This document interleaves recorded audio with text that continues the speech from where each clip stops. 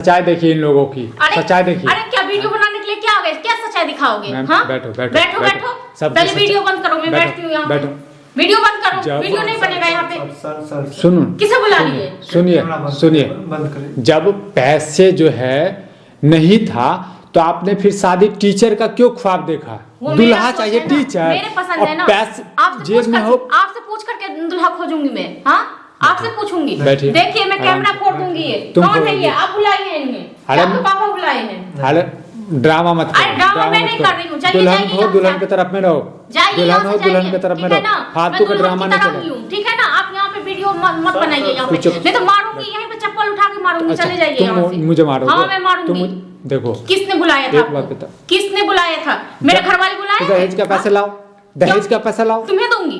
तुम्हें चाहिए दहेज का पैसा? मुझे दोस्त को नहीं चाहिए। दोस्त को चाहिए, ज्यादा दोस्त के भक्त बनने के लिए आए हो। फालतू के ड्रामा मैं नहीं कर रही हूँ। जब आपके पास में पैसे नहीं, देखने दो, इन्हें कौन बुलाया? हाँ आपका दोस्त बता रहा